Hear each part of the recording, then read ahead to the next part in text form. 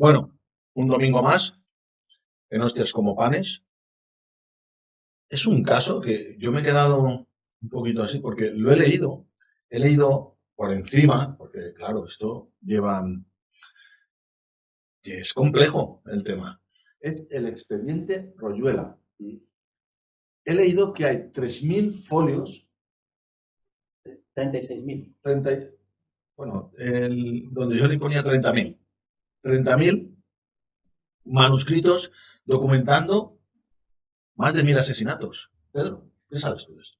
Bueno, yo también estoy alucinando al tener conocimiento de este caso en una España que parece, según dicen los políticos, es transparente, total y absoluta, cuando hay estos miles de asesinatos por encargo, también hay eutanasias por encargo, hay nombres propios de personajes muy relevantes dentro de la historia de la política de España, hay denuncias, hay libros con datos concretos y aquí no pasa nada. Hay nombres de ministros actuales que están denunciados por evasión de dinero, por una parte, y por otra parte, por estar involucrados directa o indirectamente con estos asuntos que estamos comentando ahora.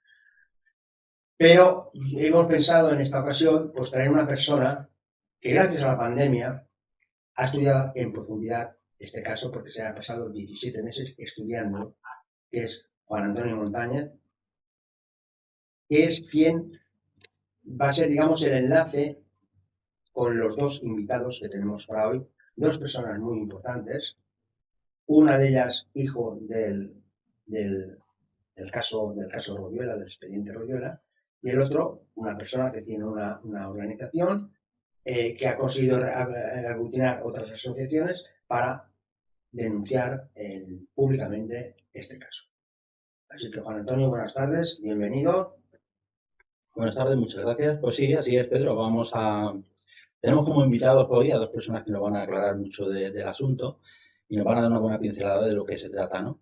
El expediente Royuela, bueno, nació hace más de 20 años. Don Alberto Royuela, el padre de Santi, que hoy está con nosotros, es el que empezó a investigar a raíz de la muerte de su hijo en el año 93 y descubrió una serie de cosas. Santi nos pondrá un poquito al día, por encima. Y luego tenemos a Javier Marzal, que es el presidente de Ambipet, y bueno, es una asociación que se ha dedicado desde hace muchos años también a trabajar contra la corrupción específicamente, ¿no? Ha montado una alianza de asociaciones actualmente y él y Santi nos contarán un poco los movimientos que están haciendo últimamente. Pero en primer lugar me gustaría que Santi nos comentara un poco por encima. Nos pusieran antecedentes. Nos pusiera un poquito de antecedentes para los que no conozcan. Pues venga, Santi, buenas tardes. Y adelante. Hola, buenas tardes. ¿Qué tal? Gracias por invitarme.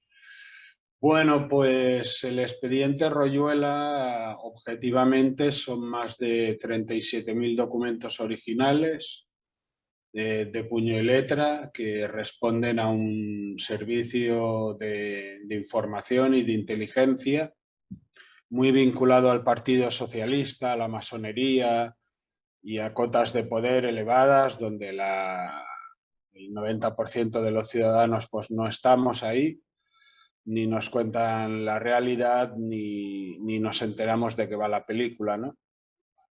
Entonces, bueno, en ese expediente hay más de 1.500 asesinatos de todo tipo, bien por política, bien por cuestiones mafiosas, bien por herencias, bueno, por encargos.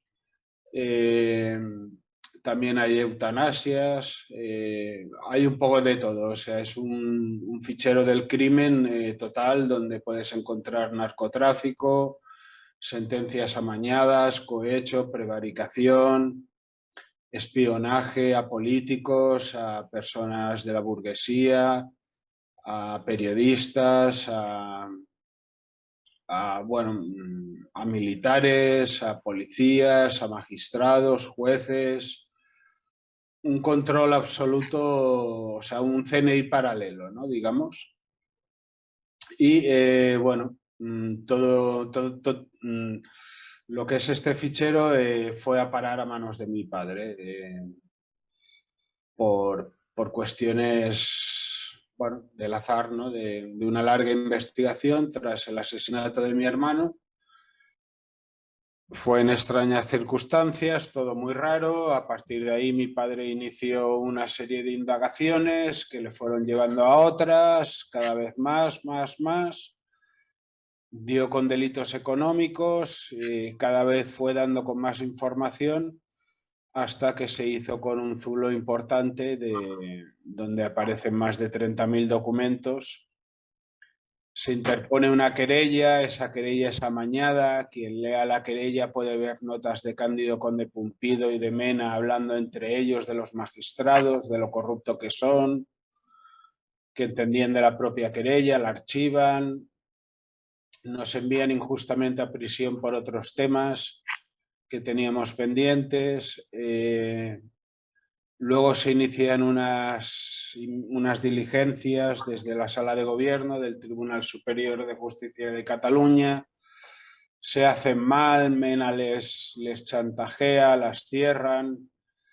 Luego envenenan a mi padre. Yo al final logro salir de prisión y, bueno, hace 2 años que me volqué en difundir el expediente Royuela y en volver a sacarlo a la luz y a denunciarlo, ¿no? Porque había estado silenciado y porque hay pruebas evidentes de cómo manipulan a la prensa, cómo la compran, cómo tienen periodistas en nómina y ponen en evidencia no ya solo al sistema político, sino a la propia prensa que de libre nada, ¿no? Salvo algunos medios como el vuestro quizá, pero... Al frente de toda, digamos, esta organización debe haber alguien o algo, ¿no? Sí, estaba el primero Carlos Jiménez Villarejo, fiscal jefe de Cataluña, que pasó a la Fiscalía Anticorrupción y después cogió el mando José María Mena Álvarez, que fue fiscal jefe de Cataluña. Santi, se han cumplido ahora 2 años desde que tú empezaste a difundir el expediente, ¿verdad? Tú, con aquellos vídeos que comenzaste a publicar, ¿verdad? Sí, hace 2 años ya. Hay 2 publicaciones incluso, de una tuya que se llama El Fiscal, que salió a primeros del año 2020, y una que se llama Matar a Rajoy también, Sí. de Antonio Roche, un periodista malagueño. Es decir, que hay documentación de hace tiempo también de toda esta información, que además está en YouTube, en la página del Expediente Royuela y en miles y miles de páginas y de cientos de programas de radio, por ejemplo, ¿verdad? Sí, o sea, la difusión, bueno, se está empezando a coger ahora fuerza porque era un tema muy silenciado, ¿no? Y los periodistas tienen miedo, nadie se atreve a hablar, la mayoría de ellos están en nómina. Tienes casos como el de estado de alarma que quisieron abordarlo pero se echaron atrás por miedo o por dinero. Y bueno, es esto, estamos ante el silencio total, ¿no? De la justicia y de la prensa. A mí lo que me sorprende es que a usted no la han detenido. A mí sí. O al autor del libro del asesinato de Rajoy. Bueno, Más se que nada por toparían los con la nombres, prueba, ¿no? más que nada por los nombres que dan ustedes. Claro, ahí, pero es que no los doy yo, los da el fiscal Mena, o sea, yo no lo he escrito, o sea, yo estoy leyendo lo que ha escrito otra persona, ¿no? Entonces, si tienen que llamar al autor, lo meterían en la cárcel, ¿no? Y su vida no corre peligro, porque Muy por lo que cuenta se probablemente enfrenta a poder fuerte e implacable. Sí, son cotas muy elevadas, pero también te voy a decir una cosa, a lo mejor corre más peligro la vida de Mena, porque a nadie le interesa que ese señor haga una pericial, a lo mejor. Por ejemplo, tienes a Ernest Maragall o a Carlos Jiménez Villarejo o a Enrique Sarasola Marulanda o a Mariano Fernández Bermejo que no les interesa que ese señor haga una pericial. Luego bien podrían encargar asesinarlo. O otros traficantes, ¿no? ¿Está dentro de la lista de estas personas desaparecidas el compañero nuestro, Antonio Herrero, el periodista? Sí, a ese lo envenenan con ¿Que las... no murió haciendo submarinismo? Sí, claro, mueren. Él va a hacer una práctica de submarinismo, pero por la noche le envenenan todas las botellas que pudieron de oxígeno y cuando fue a hacer la práctica, pues reventó. Y en la autopsia dijeron que fue un derrame gástrico, bueno, un amaño y ya está. Santi, recordar a la gente que nos ve, que no lo conoce, que se han hecho, que básicamente toda la veracidad de este tema se podría comprobar haciendo una pericial de José María Mena Álvarez, del exfiscal, que se han hecho 4 pruebas periciales, pero que por las razones que no se llegan a entender, no se ha podido contrastar con la escritura, ¿no? Es tan simple como que sería hacer de esos 36.000 documentos que tenéis, que la mayoría son manuscritos, supuestamente de Mena, contrastar esa escritura, ¿verdad? Parece mentira que sea tan simple, Sí, pero si eso se pudiera hacer, daría veracidad a todo el resto, ¿verdad? claro, es que es como el crimen perfecto, ¿no? Porque todo el mundo se ha enterado, lo sabe, están las pruebas, cómo, cuándo, porque cada caso está detallado y reportado, ¿no? Dentro de un servicio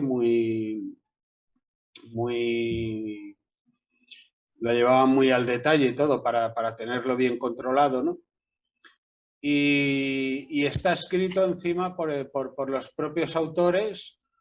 Es Vox Populi, pero no es lo que tú dices, algo tan fácil como una pericial, pues no se hace, ¿no? Entonces es el crimen perfecto, ¿no? Es el que todo el mundo lo sabe y encima todos se ríen un poco, ¿no? Como diciendo, anda, ¿cómo va a ser esto posible, ¿no? Sí, O la sea, verdad es que yo, persona del pueblo que no toca estas altas esferas, te cuesta creer. Cuesta. Es que es muy duro, ¿eh? Estamos diciendo que el gobierno, que en teoría está para protegernos, está eliminando gente. A mí me ha dejado impactado.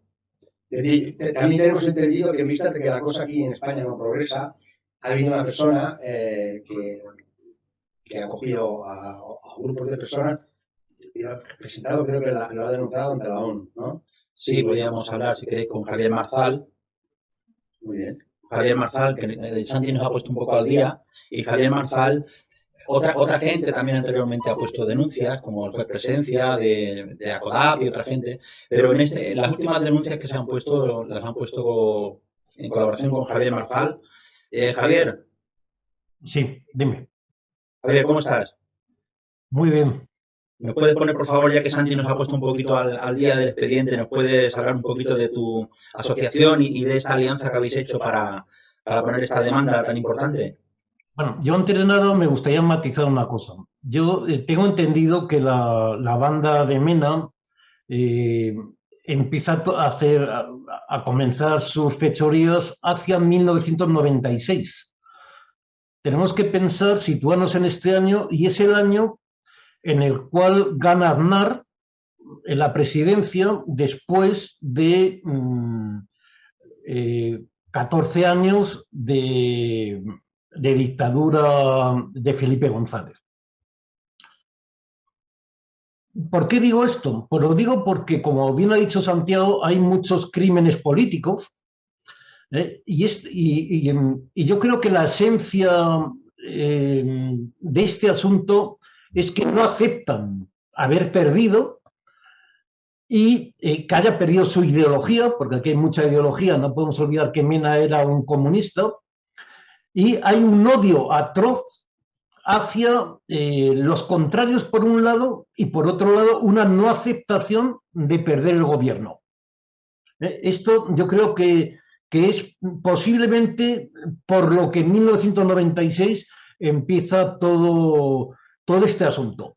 Aunque, como bien diríamos los expertos en corrupción, diríamos que hay una palabra que define el por qué pasa esto y cómo es posible que pase esto y cómo es posible que no nos hayamos enterado.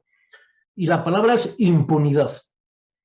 Es decir, si algo define a España es impunidad. La impunidad con la que operan esas autoridades públicas permiten que asesinen y que no pase nada. Que asesinen a 10 personas y no pasa nada. A 20 y no pasa nada. Se enteran un montón de despachos de abogados, no recuerdo si son 20, y resulta que hay 20 despachos de abogados que están contratando a Mena para asesinar a gente. Es decir, que es que hay un montón de gente que sabe que existe una banda asesina. Esto es tremendo, ¿no?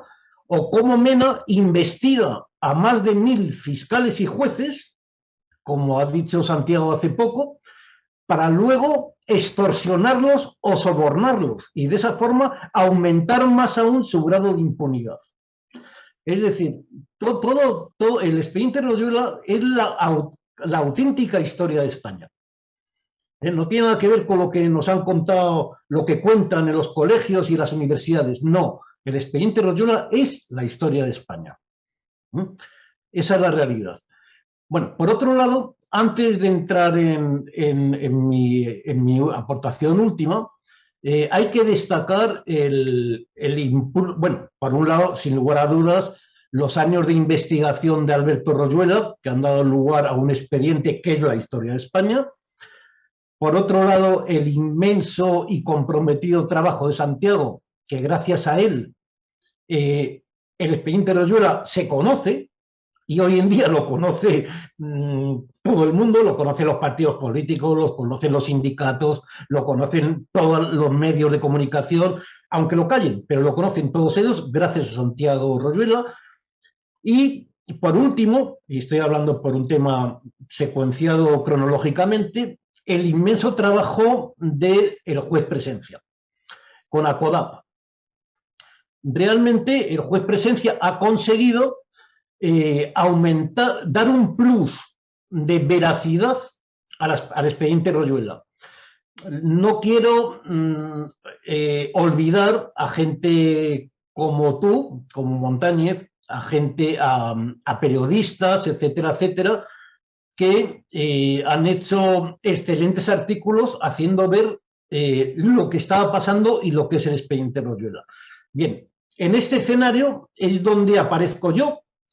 Yo aparezco de rebote, porque aunque había oído hablar del expediente Royuela, bueno, pues me parecía como... a mí me llegan muchos cuentos, muchas batallas y mucha información de corrupción que generalmente desecho. Yo deseché el expediente Royuela sin dedicarle tiempo, como desecho tantas cosas.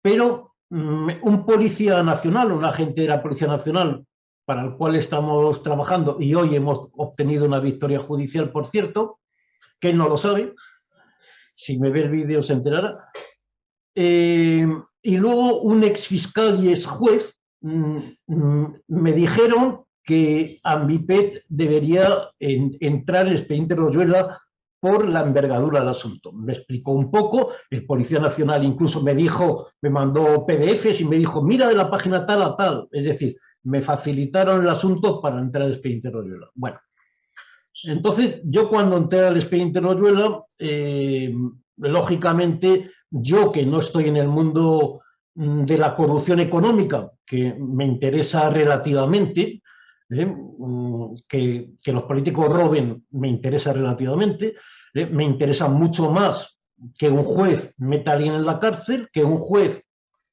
admita una ley ilegal, etcétera, etcétera, ¿no? Es decir, lo que crea un sistema totalitario, no un sistema corrupto o bandas de saqueo, sino un sistema totalitario en el que estamos.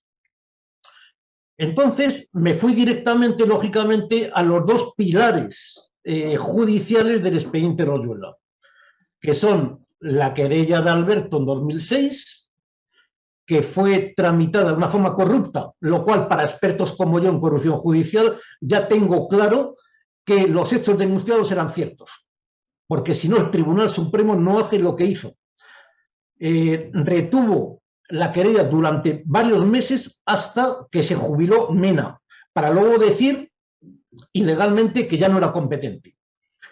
Lo cual es antijurídico, pero más antijurídico y más descarado es que no denunciara esos hechos, como ha hecho el año pasado, por ejemplo, con las querellas contra el gobierno y todo esto, que no lo remitiera al juzgado decano de instrucción de Madrid para que se investigue allí. Porque, oiga, si ya no se ha aforado, pues mándelo a quien corresponda para que lo investigue. Entonces, ese descaro del Tribunal Supremo ya me hizo ver que los asesinatos, que podríamos decir que es el corazón del expediente Royola, eran ciertos. Y luego me fui, como ha dicho Santiago, a las diligencias indeterminadas del 2009. 3/4 de lo mismo. Cuando ves que se tramita con de forma gubernativa como forma previa para preparar la investigación penal, que esto se explica muy mal, y en eso Presencia no tiene razón. Se explica mal. Esto es un expediente gubernativo prepenal. No tenían por qué denunciarlo penalmente y nada parecido. No. Lo que quería la presidenta, puesto que uno de los asesinados era su padre, era recopilar toda la información judicial de todo este asunto para luego convertirlo en un procedimiento penal. Entonces, las formas eran correctas. Bien.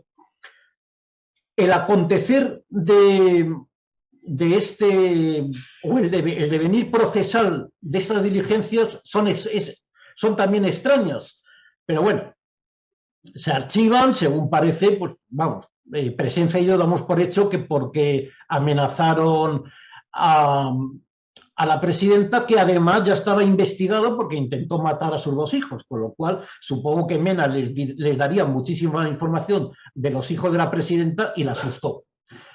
Pero luego ha habido mucho más.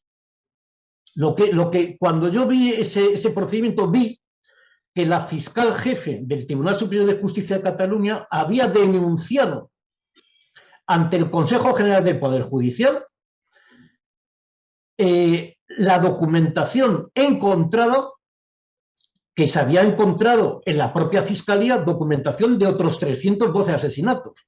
Entonces, claro, es un tema tan gordo, que lo envió al Consejo General del Poder Judicial para que ellos también iniciaran su investigación. Su investigación desde la posición del gobierno, del sistema de gobierno, conjunto de gobierno, consejo de gobierno del Poder Judicial. Ahí es donde cogemos nosotros, desde la Alianza, que somos 5 asociaciones, y denunciamos ante la Fiscalía, a la Fiscal General del Estado, a Dolores Delgado, la cual me debe una reunión. Cuando era ministra me dijo que se reuniría conmigo por un tema de ataque del Ministerio Fiscal contra los denunciantes de corrupción. Luego no se celebró por razones que desconozco, aunque puedo imaginar, y resulta que me responde uno de los capos del Ministerio Fiscal, de la Fiscalía General del Estado, diciéndome que no hay indicios suficientes. Dice, bueno, entonces yo cogí y solicité al Consejo General del Poder Judicial que me dieran el expediente donde tramitaron la denuncia de la fiscal jefe. Entre medias de todo esto, resulta que los capos del Poder Judicial catalán, es decir, los magistrados de la Sala Penal del Tribunal Superior de Justicia de Cataluña de hoy, del año 2021, resulta que denuncian de una forma absolutamente corrupta, denuncian a una denunciante que presenta la denuncia del juez Presencia, que él promovía que denunciara a todo el mundo, y la denuncian ni más ni menos que por falsedad documental, diciendo que el expediente gubernativo, las diligencias indeterminadas no existen, lo cual te quedas alucinado. Dice, pero oiga, pero ¿ustedes quiénes son, la sala de lo penal, para decir que en la sala de gobierno, es decir, en otra sala, no existe un procedimiento? O sea, el descaro es absoluto y la intimidación, lógicamente, hacia todos los seguidores del expediente Royuela es brutal. Pero es brutal, es que eso es suficiente para saber que las diligencias indeterminadas han existido, aunque las hayan, a lo mejor las han destruido, lo cual, si lo han hecho, saldrán perdiendo, han existido y que los asesinatos son ciertos. Al menos los 312 o 316, no me acuerdo, encontrados en la Fiscalía, más los 800 denunciados, es decir, esos 1.138 asesinatos son ciertos. Bien. Pero no solo eso, es que a mayor descaro, una semana después de pedir yo el expediente en el Consejo General del Poder Judicial por la denuncia del Tribunal Superior del 2009, le mando al presidente, con el cual también tuve relación hace unos años por otra serie de cosas, le mando a su correo profesional, le mando la solicitud que he hecho del procedimiento. El presidente no me responde, hace años sí me respondió, esta vez no me ha respondido. Bueno, y resulta que luego, después de mi correo al presidente, me responde la corrupta de turno del Consejo General del Poder Judicial, diciéndome, hablándome de un artículo, de una ley que no tiene nada que ver con lo que yo estaba solicitando, para decir que no me lo daba. Yo insistí diciendo que lo remitiera a quien fuera y tal y cual. Bueno, total, encubrimiento descarado y criminal en el Consejo General del Poder Judicial en 2021 por lo que sucedió en 2009. Bien, pongo una queja en el Defensor del Pueblo y la defensora, la Junta Segunda, es decir, la número 2 del Defensor del Pueblo, me dice una estupidez brutal, diciendo que como el Consejo General del Poder Judicial es un órgano constitucional, claro, tanto como el sindicato, los partidos políticos, las empresas, en fin, o sea, constitucionales somos todos, ¿no? Pues que entonces no puede intervenir. Me dice, bueno, vale, me voy al Consejo de Transparencia y Buen Gobierno, que sabéis que han dado buenos palos al gobierno actual en 10 o 12 ocasiones, me voy allí, me mandan la respuesta automática diciendo que en 3 meses me contestarán, a los 3 meses no me han contestado ni les espero. Entonces cojo y con toda esa información de una tramitación en 2021 que cualquier organismo o tribunal internacional diría que eso es suficiente para decir que esas diligencias han existido y los asesinatos son ciertos, lo denuncio en Naciones Unidas.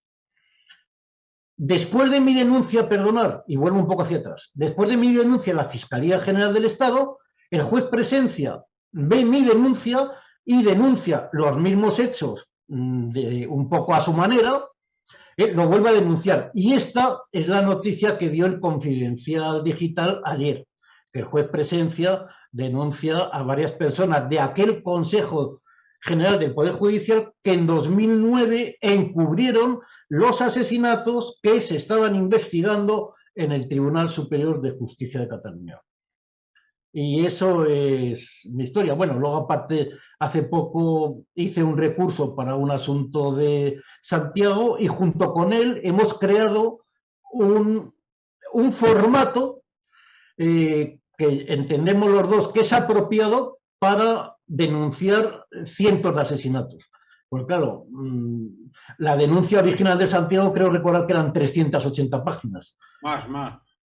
Bueno, más. Entonces, realmente una denuncia de ese tipo, que las hay mayores, ¿no? Pero bueno, yo lo he visto de otra forma y hemos conjuntado 2 denuncias, digamos, que puede ser un buen método para denunciar todos los asesinatos del expediente Royuela. ¿La ONU tiene competencias para poner en marcha todas estas denuncias? Sí. Lo he denunciado ante el Comité contra la Tortura y los Tratos Degradantes. ¿Se pueden conocer algunos nombres propios que están involucrados en esta historia, aparte del fiscal? ¿Se pueden conocer más nombres? está Mariano Fernández Bermejo, está Rodríguez Zapatero encubriéndolo todo en el año 2006, está Margarita Robles, está Carlos Jiménez Villarejo, ya lo hemos dicho, José María Mena Álvarez, aparece Enrique Sarasola Marulanda, Montser Alcázar, un conocido traficante de armas, aparece un Borbón que también lo asesinan porque trafica con armas y es que aparece tanta gente conocida, hasta Terence Moix tapan la muerte, ¿no? No se sabe si lo asesinan, si es una eutanasia o qué es, pero lo que es el informe forense lo amañan, ¿no? Aparece todo tipo de personajes, hasta, bueno, el general Gutiérrez Mellado, pues asesinado, ¿no? ¿Y por qué la derecha cuando gobierna no toma cartas? No tenían acceso a esta red. Esta red era una red muy ligada a fiscales progresistas, jueces para la democracia, PSOE, Podemos, porque Carlos Jiménez Villarejo es uno de los eurodiputados de Podemos, Esquerra Republicana, hacen pactos con ETA también, trafican con droga, con ETA les venden droga y armas. Muy vinculado a lo que sería la izquierda, ¿no? Yo no es porque, o sea, por ponerle un color al asunto, ¿no? Es porque es así, o sea, no tengo la culpa, ¿no? Si hablamos de la derecha, pues todos conocemos sus corruptelas económicas, pero no conozco yo de asesinatos como los hay en este caso en la red delictiva del fiscal Mena, no lo hay, ¿no? Claro que quizás si lo exista y lo desconocemos, tengan su propia red y todavía no haya caído, ¿no? O sea, todo es posible. Usted sabe que se ha publicado un libro sobre el atentado que sufrió en Rajoy. Sí. ¿Tiene algo que ver este atentado con lo que nos está usted contando? Sí, es un encargo que les hacen desde la cúpula del PSOE. Cogen a un alemán, Hugo Moiser, que es experto en disparar. Lo ponen con un rifle a una cierta distancia, pero cuando se eleva el helicóptero, para hacer blanco certero, dispara antes de tiempo y la caída en grave pues no es tan grave como si hubiese sido desde mayor altura, ¿no? Con lo cual quedó la cosa en un accidente, pero en las imágenes se puede ver el impacto e incluso el piloto que ya está muerto, que era un sustituto porque se había puesto indispuesto, uno de la Bescamp, o ese día no podía. Ya lo dijo que notó un impacto extraño en el rotor, ¿no? Bueno, fue un encargo del PSOE. A partir de aquí uno ya se pone a pensar en el 11M porque también hay asuntos de cuentas bancarias.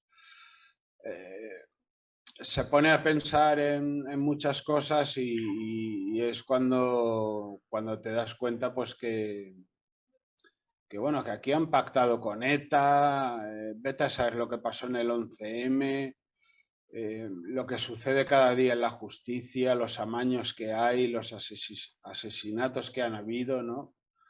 Todo lo que ha comentado Javier, que él lo ve evidente desde una óptica jurídica, y a mí me gustaría matizar que no solo la querella la retienen 8 meses, sino que en la misma querella a tiempo real se van aportando notas del fiscal general del Estado, Cándido Conde Pumpido, y del fiscal general de Cataluña, José María Mena Álvarez, hablando de 4 magistrados que entienden de la querella y de sus corruptelas. Luego, Si hubiese sido todo falso, eso no lo hubiesen permitido, ese chiste, ¿no? Javier hace una analogía y dice, bueno, por extensión, si esos 312 son ciertos, los que encuentra el Tribunal Superior de Justicia de Cataluña, el resto también deben serlo, ¿no? Efectivamente, ¿no? Y más cuando yo, que conozco la historia con más detalles, porque la he vivido desde hace más de 25 años, ¿no?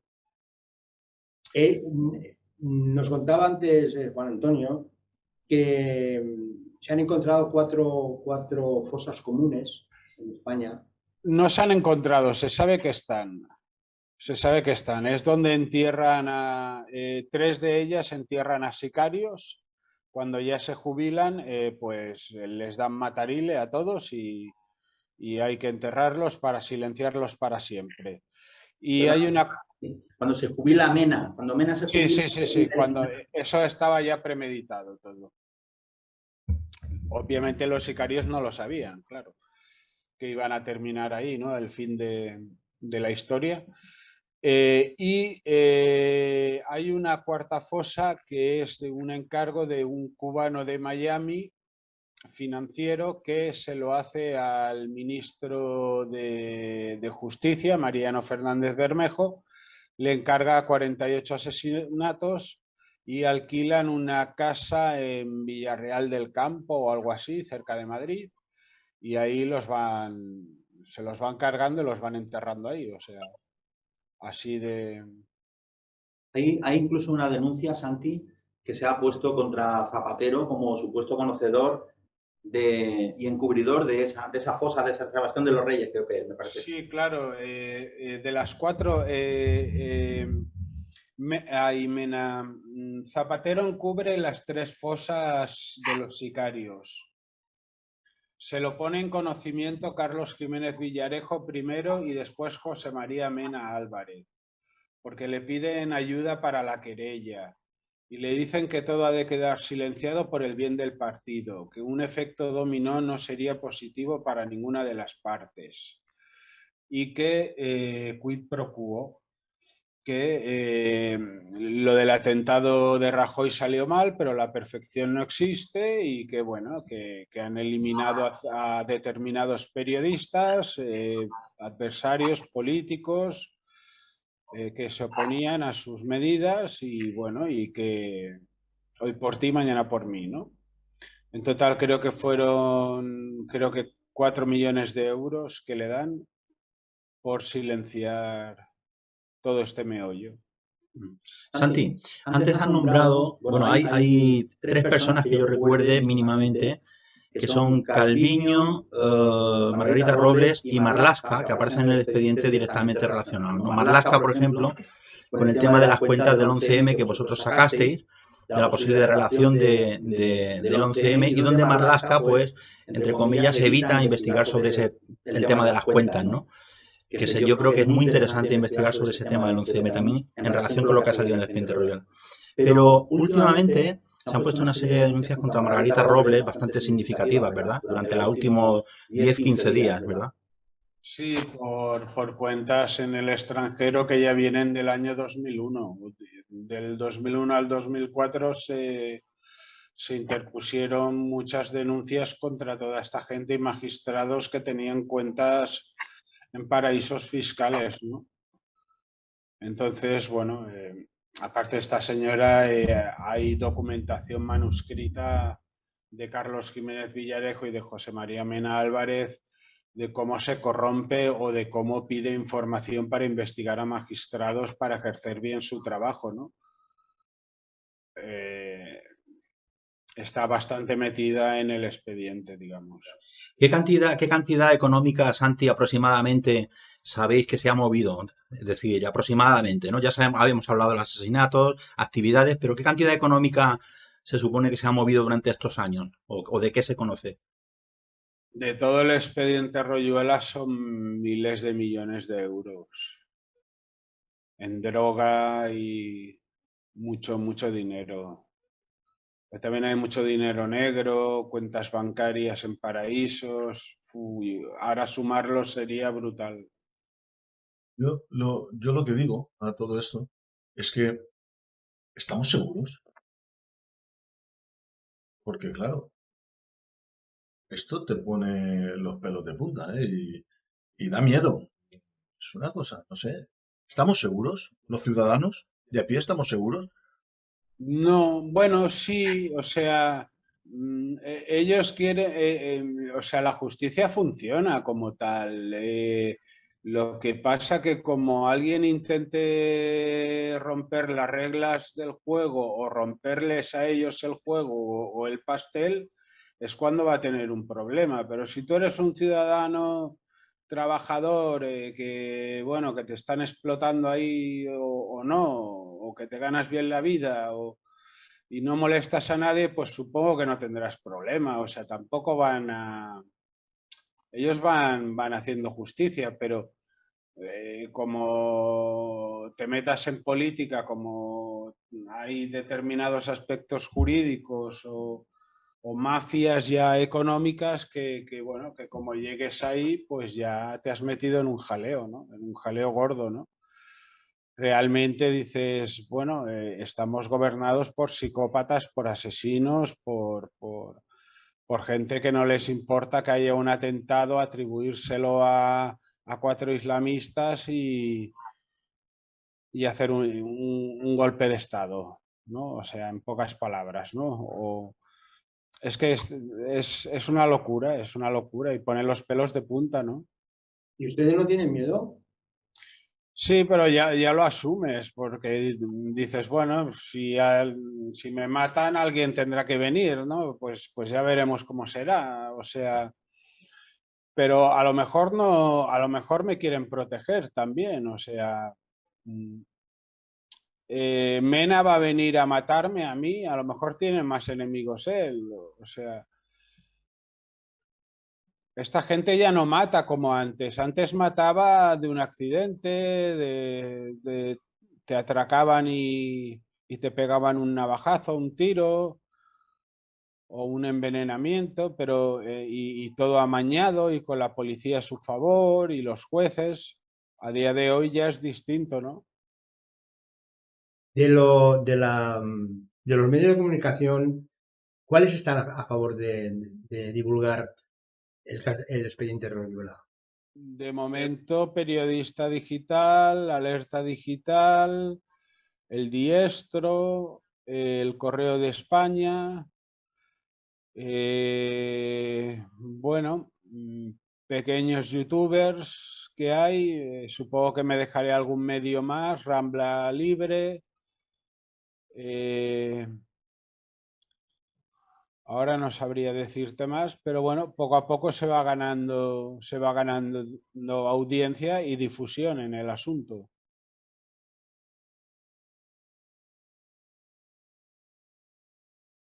Javier, bueno, ha sido un encuentro de los últimos tiempos, ¿no? Eh, ¿habéis pensado también, como decíais, presentar la denuncia, la que habéis presentado reciente sobre el tema de los 322 asesinatos en la Interpol, ¿no?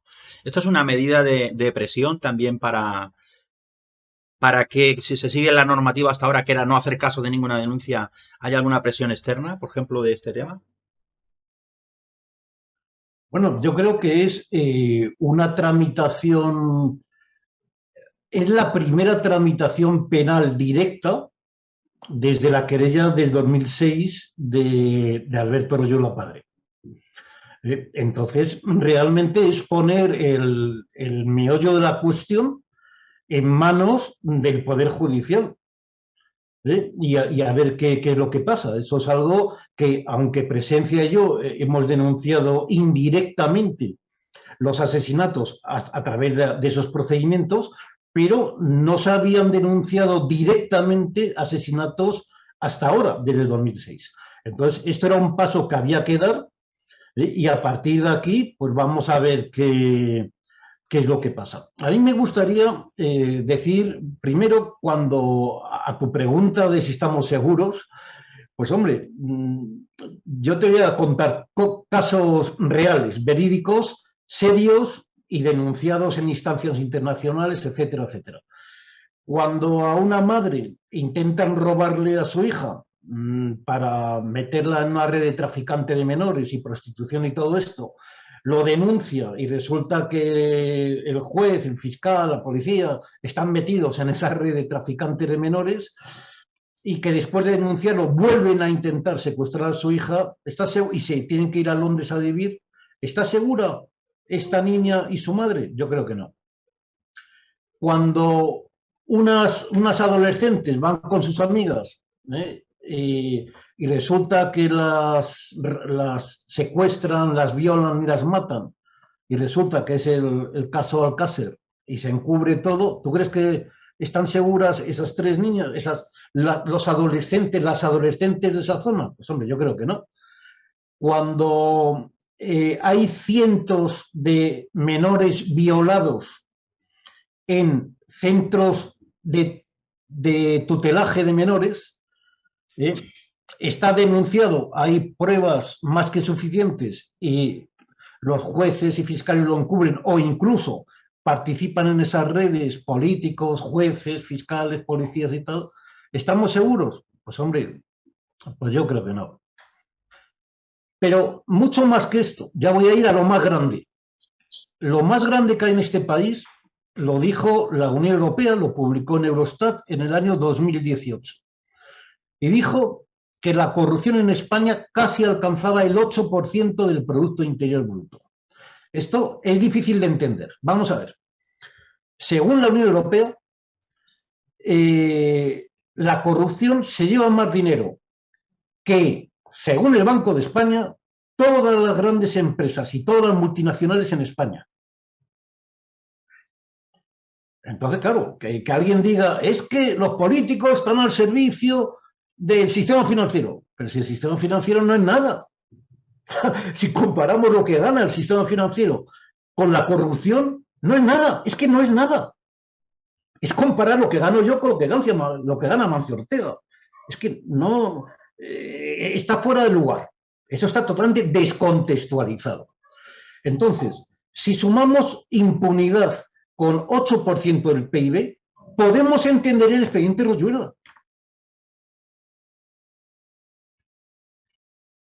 Claro, entonces, para alcanzar el 8% tiene que haber un nivel de relaciones corruptas entre todo tipo de autoridades públicas, políticas, sindicatos, patronales, empresariales, los tres poderes públicos, el cuarto poder público, el constitucional, los grandes medios, etcétera, etcétera. Si no, es absolutamente imposible llegar al 8% del PIB. Entonces, si tú tienes tanto poder para estar dentro de una maquinaria de corrupción, pues oye, ya de entrada están impulsando tu psicopatía.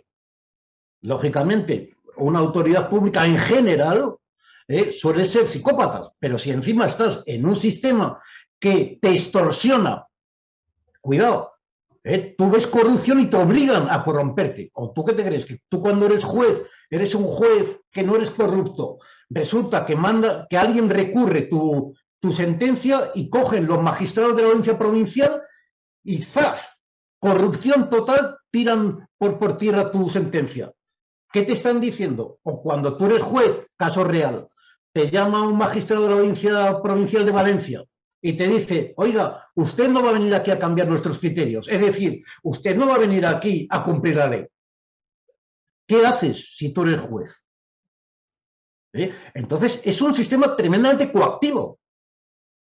Los policías están coaccionados para ser corruptos, los fiscales, los jueces, los inspectores tributarios, los políticos, absolutamente todos. Entonces, todo esto, con esa psicopatía, pues oye, al final matar a alguien, o violar a alguien, o secuestrar a alguien, pues no lo ves como una cosa tan grave, porque al final, ¿qué es lo que pasa? Pues que al final dices, oiga, yo soy de los poderosos, y la chusma, que además son quienes me mantienen y mantienen mi poder, son imbéciles que mantienen este sistema corrupto, los muy imbéciles.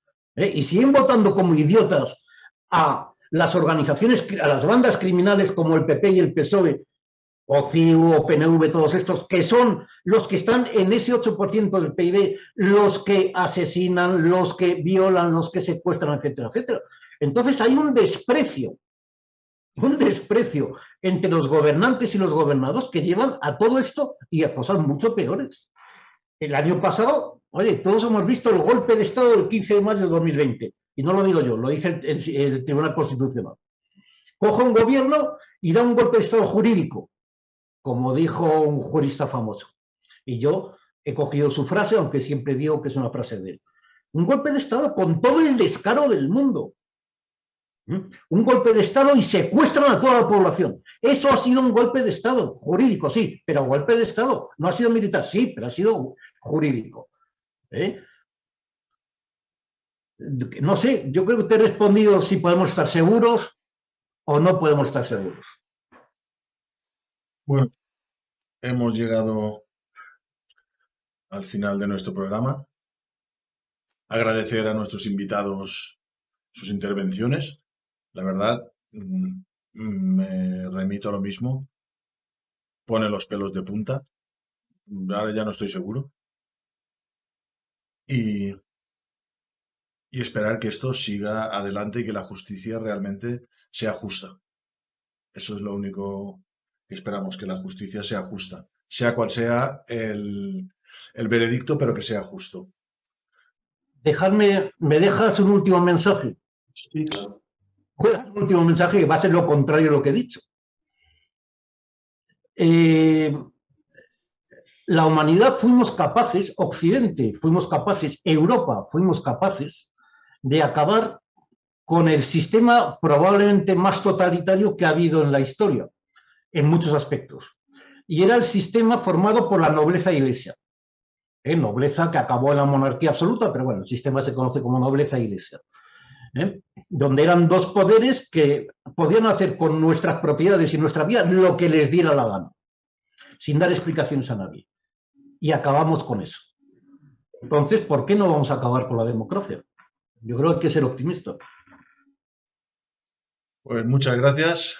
Un domingo más y Hasta la semana que viene. hasta la semana que viene. Bueno, pues estoy un poco impactado. Estoy un poco fuera de lugar. No me esperaba unas declaraciones tan fuertes.